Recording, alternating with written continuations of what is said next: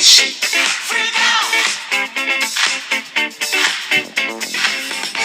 you heard about the new dance craze? Listen to us, I'm sure you'll be amazed. Big fun to be had by everyone. It's up to you, sure they can be done. Young and old are doing it, I'm told. Just one try, and you too will be sold. It's called a freak, they're doing it night and day. Allow us, we'll show you the way. Oh, freak out. You freak, say she, freak out. All that. Whoa! It's Friday. That is what's up right there. Happy Friday, everybody. Friday night. By the time you guys hear this, 6 o'clock right now, Eastern time, in my part of the world. Rainy days, but it's all good because today we're going to talk about mixtapes. Mixtapes, man, they come back in every part of the recollection to different parts of my life. There's always some mixtape involved. And then I started thinking about the first time I did a mixtape. And I think my first ever mixtape was when I recorded Run DMC My Adidas.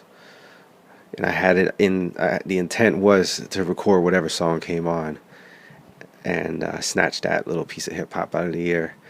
So that was my first mixtape. But when you think about mixtapes, you know, they were like the original playlist. Like you carried that around with you. You know, you had your mixtape, you brought it to your friend's house, you made copies, etc., etc. But it was cool because sometimes, actually in the beginning, really, it was just snatching music out of the air, man. You know, whatever came up on the radio. Yeah. You know. And when I got into recording, it was probably 87. And I'm 10 years old. I'm going to Germany, so I'm trying to grab as much music as I can. And, you know, because you know you're not going to hear it over there. You don't really know what you're going to hear over there. But it's not going to be the same as when you're in New York City. And you have the New York City radio stations, which are just, in my opinion, some of the best when it comes to, you know, knowing the sound of a city with hip hop. Just doesn't get any better than that. But yeah, I used to record as much as I could, you know. What was cool is if you were the first one to record a song out of your friends, and you were the first one to play it. Yo, I got this new raw bass, Easy Rock. What? Check this out. Doom, doom, doom, doom. You knew you were about to drop something on them. I remember that. Remember that? That song was everywhere in New York City when it first came out. I remember being in a store. It might not have been the first time I heard it, but it was in that same time frame. But I went to a store with my family, and it was kind of like a dollar store or something like that. But this was before security cameras, so there was always a guy on the ladder in the top corner, sitting on top of the ladder with a radio. And he was playing the music for the store, but he was also sitting up top watching, make sure nobody stole nothing.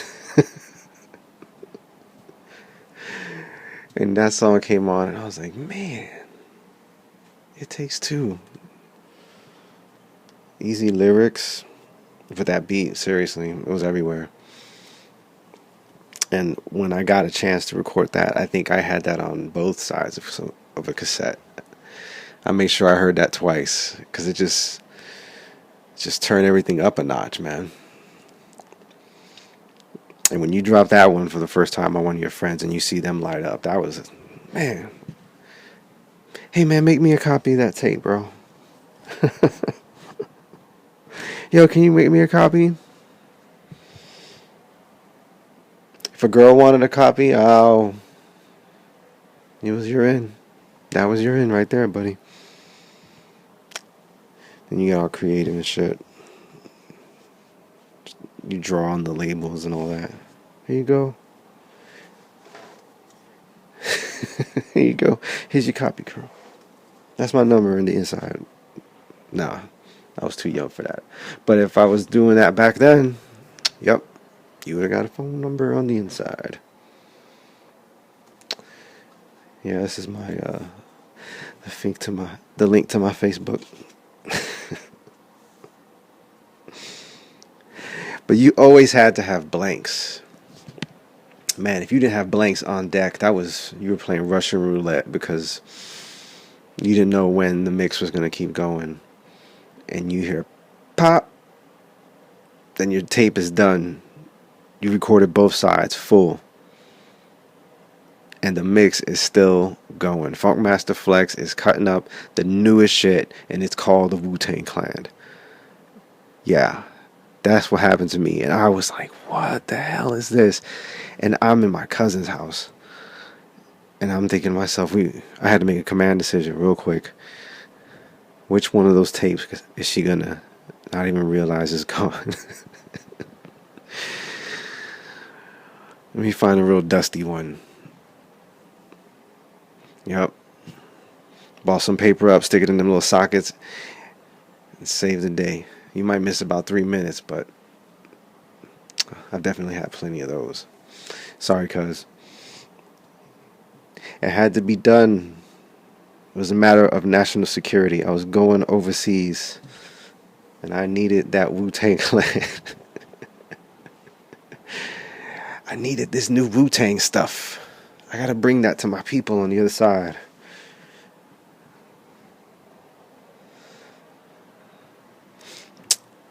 Man, good times, man. It was like having a piece of home, though, when you were overseas, you know? You were in another place, looking at some other people's culture, and you can plug your headphones in and capture the sound of your home, you know? Whatever that radio station was that was playing your jam. You know, if you had a station and you recorded the whole song, it just took you home for that 1 hour mix, you know. You caught that good traffic jam mix and you recorded the whole thing. You set it up and everything. You knew exactly. It wasn't no spur of the moment kind of shit. You made an appointment. Yeah. And then when you're away, it meant a lot to hear your hometown station on a cassette, man. And life was good. With your little Casio Walkman, your fresh batteries. You knew you had sound for a good while. Nothing was going to bother you.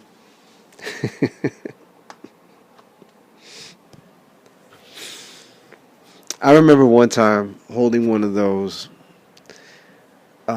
detective, what do you call those, confession room recorders where they push the buttons, it got the little speaker. I held one of those up to the television speaker to get Beat Street soundtrack. I had to have that Beat Street soundtrack, and I recorded it from the speaker. It sounded horrible. It sounded far away, but it was something, man. And I had those discount store cassettes where it was like 20 minutes on one side, 20 minutes on the other side. That's all you got. It was a pack of 5 for like $3. You probably put 4 songs, and then 4 songs, that's a wrap, man. It's not no high quality Maxell 90-minute. What you talking about with a 90-minute cassette? 90 minutes, bro, you know how long that is? That's a mix for your ass right there. 90 minutes. That's your workout tape. That's your mood mix. You knew you were solid for 90 minutes. You put in that mixtape, the slow jams. Yeah, I snatched the soundtrack to Beat Street, man. You know what else I snatched like that too was Christmas in Hollis by Run DMC. It was some show, and they came out, and Jam Master Jay was on the thing.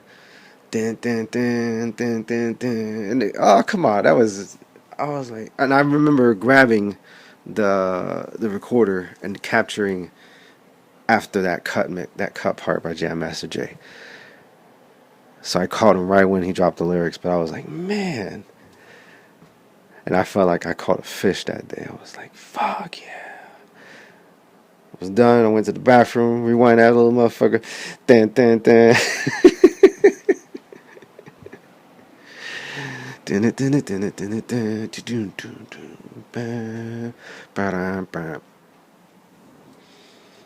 Man, that was a good one.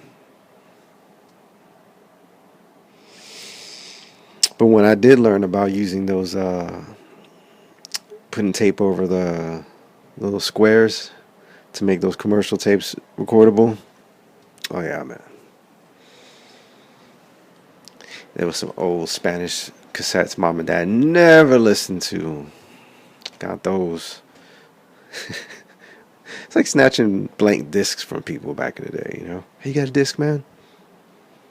Can't you just buy it? No, man, just let me get a... Is a CDRW? What is that? Does that mean I can record on it? What is CDR? What does that even mean? Remember that? No, you put the song on a CDRW. That's what you're supposed to do. Now you can put songs on after. You have a CDR, that means it's just over, right?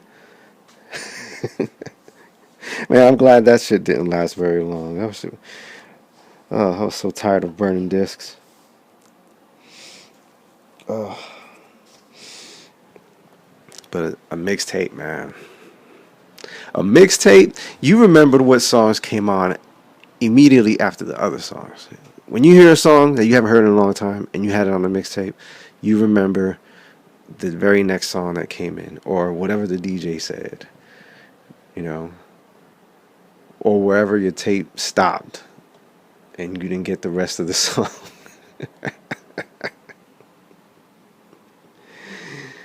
LL Cool J. I had LL Cool J Bad at the end of a cassette, and I got to the part right before he takes the microphone from the guy at the end. He takes the radio and he talks into the radio at the very end of that song. So for I don't know how long, but it was a long time, I only knew that part of the song. So if I caught the song if I went to the record store or wherever, or if I went to the burger bar. We used to have the burger bar in Germany, and they would play music videos. And someone put that video up. That was where I caught the end of the song. But that sucks, man. Every time I heard the song later on in life, I was like, yep, click, that's where my tape ended.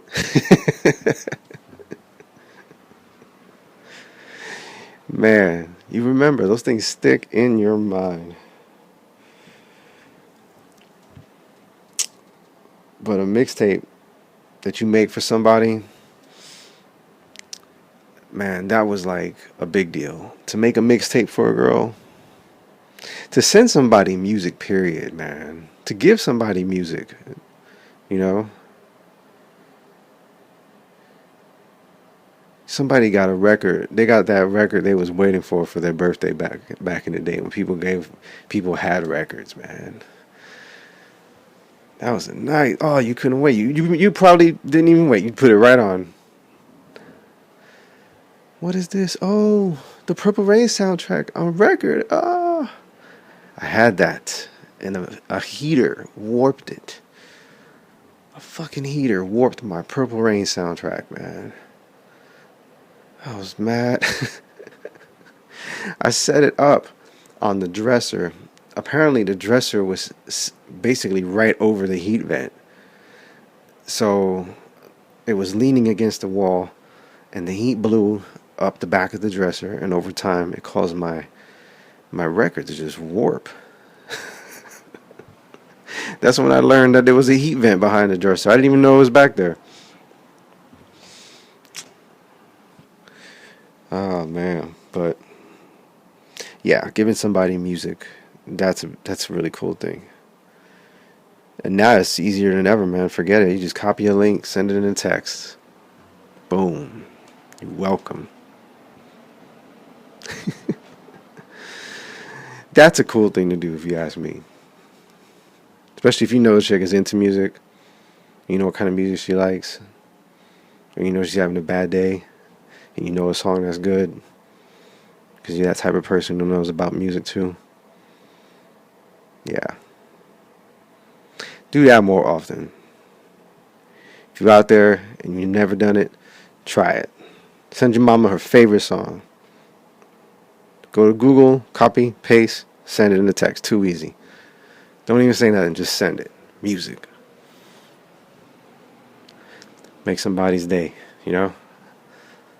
Send them my podcast.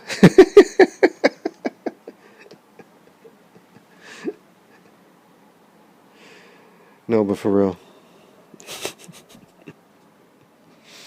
Happy Friday, people. Take care.